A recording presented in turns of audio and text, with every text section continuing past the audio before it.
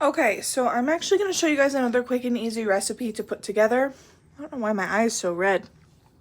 It's another chicken recipe. Is my eye really that red, or is it just looking like that? It's a tad bit red. I'm not sure what's going on there. Whatever. Anyway, so welcome to the Cook With Me. It's going to be super simple. It's another crock pot recipe, so you're going to need your crock pot. I have this one. I have the Pioneer Woman, the Hamilton Beach one. I love this crock pot. It's really good. It's trusty. It's done me well. I definitely could probably use a new one. I've had this one for the last couple years. And she's really starting to see better days. But anyway, you need some chicken breasts. I showed you guys the chicken breasts that I had in the other video. That one, it's the same tray of chicken. I'm actually using that for the next 3 days. You need a block of cream cheese, a ranch packet. You're gonna need cheddar cheese, but not till the end of the recipe. So I'm gonna show you that later, and you need a pack of bacon. So this is actually thawing out right now. So I'm gonna show you the first steps. Okay, so this recipe is actually called cracked chicken sandwich. So I'm gonna get my chicken breast. Oh, this is so gross. I hate chicken. Look at the size of this breast. Tell me that is not a massive breast. So I'm just gonna use one of those, and I don't think I have a, okay, this one's a pretty decent size. So for a normal chicken breast, like the normal size, I need to go get a paper towel. Hold, please. Okay, so I actually washed my hands too, because that's the last of the chicken I need. For a normal size tray of chicken, you definitely want to use about 3 to 4 breasts, especially if they're smaller breasts. I would say use about, I can't get this to stand. I'd say if they're smaller breasts, use about 4. If they're about medium sized breasts, I say use about 3, but I'm only going to use 2 because that one is probably 2 in itself. So anyway, next you're going to go in with just a ranch like dipping packet, and you're just going to sprinkle that all over the breast. Okay. And I also go in with a little bit of pepper, just normal, your normal black pepper. You don't have to do this. This is actually not in the recipe, but I do just to add just a little bit of like more to this. And then you're going to go in with a block of cream cheese. Now I just set my blocks right on top. So block of cream cheese. You can use light cream cheese if you want. You can use any kind of cream cheese you want. This is just Aldi cream cheese. Chevy's over here like, can I have some? No, baby, cannot. So, and this block is just going to be perfect. It looks like it's just going to, yep, that's what I thought. Okay, but I'm actually going to center this a little bit more. There we go. And voila, that's it for the cooking process of the chicken. Now, I'm going to explain to you what I'm going to do later. I'll show it to you guys later, but I'm going to explain it now. So this is it for the cooking process. So you're going to put this on low for about 6 to 8 hours. Mine will probably only go about 7-ish hours, but you're going to put that on low for 6 to 8 hours. Now, your bacon.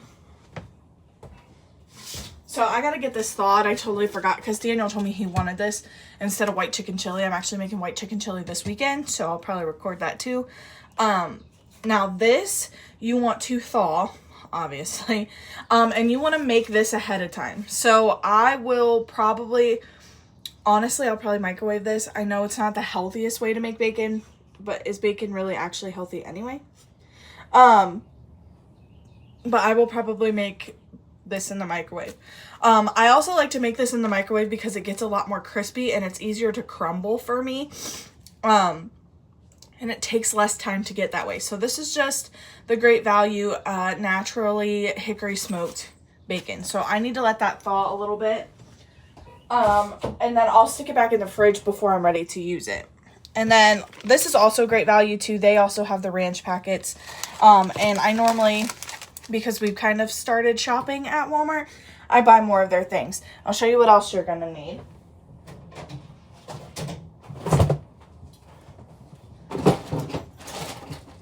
This is my last block of cheese. You're gonna need a block of mild cheddar cheese. This is just from Aldi. This is just their Happy Farms mild cheddar. This you're gonna shred, and you're gonna use all of it. So you're gonna use all of it in this, but you are going to wait till this is cooked. You are not going to add this in until it is cooked. Now what I do is I shred this, put it in with the shredded and cooked chicken, and I kind of put the lid back on for about 5 minutes to let this kind of melt into the chicken, and then stir it all together, and then you throw your bacon in. So you literally ultimately throw these in at the very last minute, give it a good stir, and call it good. You can eat this as a dip. We like to eat it as sandwiches. I don't have any buns, so I might have to go out and get some today. I have some bread, but I don't know if I want to eat it on bread. So we eat it on buns. You could eat it with chips. You could, I don't know, you could even probably eat it on a salad if you really wanted to. I'm not sure.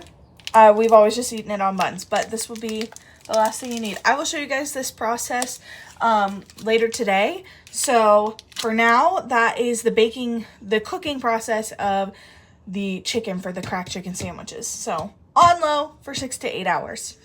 My hair is terrible, but I can't find my claw clip. So I am going to finish, well, kind of finish dinner here. So let me get everything out. Chicken is done. Now, this you're gonna shred. Then I need my bacon and my cheese. Daniel's on his way home. He's about a half an hour out. So that gives me time to get the shredded, get all that stuff in there. So let me kind of show you what this looks like. So this is what it's going to look like with the seasoning pack and all that stuff on it. So I'm going to actually take these chicken breasts out, put them, I hate dirtying a plate, but I don't want to burn myself in the crock pot. So I will end up mixing this cream cheese in there. I have my bacon and I have my cheese, but I'm going to actually get this shredded first. So I'll be back after I shred it. I want to get one of those like little chicken grinder things, but I do have meat claws that I can shred with. So I'm going to actually use these guys. So if you don't have some of these, I think I got these ones off Amazon. They work really well. Okay, so I did get this mixed up. Oh, it's fogging over, so you're not gonna be able to see it. I did get that shredded and I got it mixed in with the cream cheese. So now what I'm going to do is I'm gonna prep a microwave safe plate for my bacon.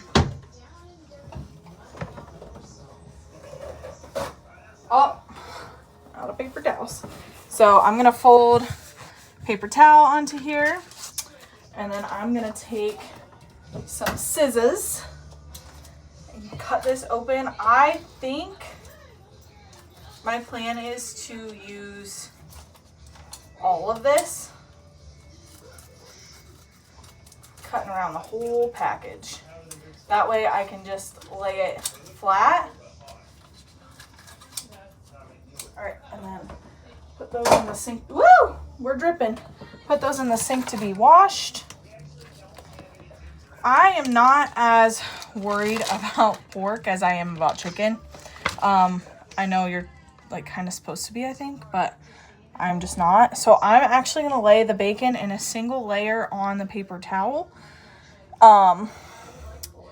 Like I said, you can make the bacon however you want to. I just choose to do it in the microwave because it's easier for me to crumble that way.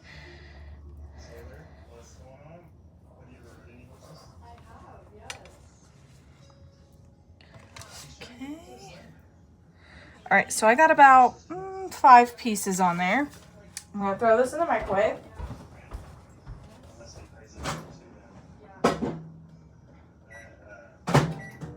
gonna do about 2 minutes on that. I'm gonna wash my hands.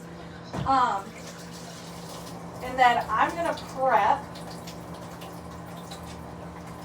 my cheese. Oh, I gotta get a new roll of paper towels. Ah! Okay, well, looks like we're just using the last one to dry my hands off. I'm gonna go grab a roll of paper towels. I will be right back. Okay, I'm just gonna keep using this to dry my hands off. Okay, so now we wanna jump into our cheese. So I have a roto grater, which is my favorite thing on the planet because I don't have to worry about trying to mess with anything else. I don't have to mess with a hand grater, and this just gets the job done really quick. It has a lock and unlock mechanism, so I'm gonna lock it to my counter. Slide the bacon over here, and I'm gonna get out, we're just gonna use another one of these bad boys. I have these plastic plates on hand for stuff like this. I'm gonna get one of those out. And I'm actually just gonna slice the plastic here. It's not gonna work, I need a sharper knife. This will work for what I need it for. All I need to do is just slice the plastic, so. Okay, we're gonna go double check on my bacon real quick.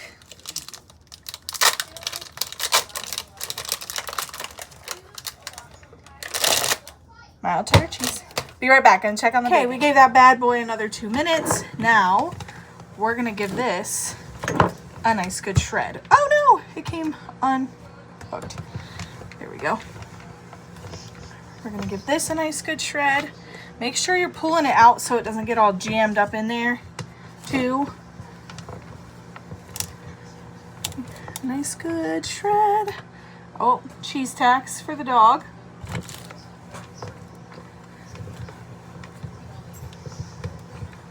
Okay, Chevy, fine. If you're not gonna eat it, whatever. She's been really odd about cheese lately. She loves cheese, but with this, she's been like really weird. Okay, this is all kind of jammed up in here now. All right, I'm gonna get this out and then I'll be right back. All my cheddar cheese is shredded. Bacon's done, so I'm gonna go check on that one more time. So this is what the bacon comes out looking like. See how like thick and not flimsy that is? That's gonna crisp up so good. I just wait for it to cool down just a little bit, and then I will crunch it all up when it's all done. So I'm waiting on the rest of the bacon, and when all that bacon is done, I'll come back and I'll show you guys how I add all that into the rest of this. Okay, so bacon is all done and cooked, and as you can see, it's solid. It's not flimsy, it's crispy. Like when I move it, it doesn't go anywhere.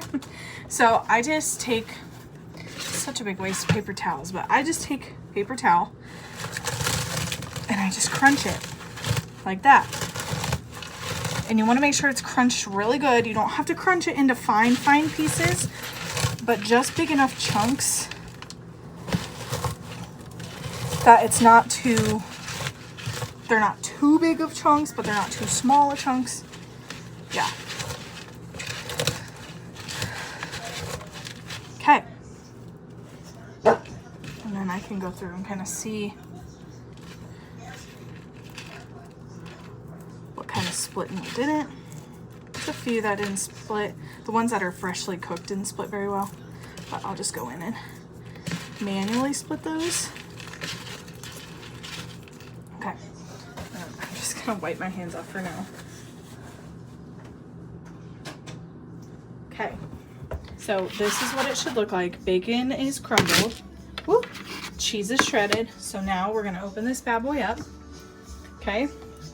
So that's what this looks like when it's been stirred. So what I'm gonna do is I'm gonna actually add my cheddar first. Okay, now that cheddar's in, we do, as my crock pot is sliding all over the place, we do a nice big mixeroonie. Wish my crock pot wouldn't slide all over creation. But mix that in together.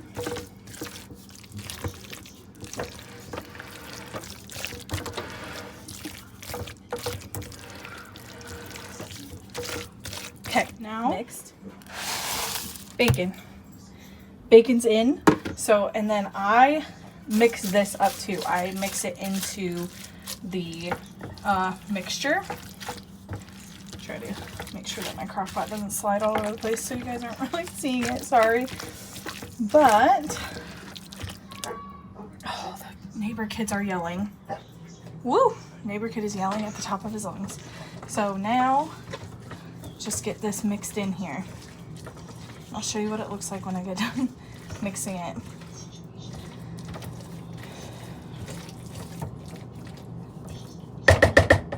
Okay. And here it is, cracked chicken. So what I'm going to do is I'm actually going to put this on the keep warm setting, close it up, and keep it warm until Daniel gets home. He is on his way, so I'll be seeing him soon anyway. So it won't be on the keep warm setting long enough for anything to happen to it. So that is it, guys. That is cracked chicken. Like I said, you are able to eat it on buns. You can eat it as is. You could eat it with crackers. You could eat it with chips. You could eat it however you want to. We choose to eat it on buns. But that's it. That's as simple as that. You get to wait on the chicken all day. So I hope you guys enjoy, and I will see you in the next cook with me. Bye.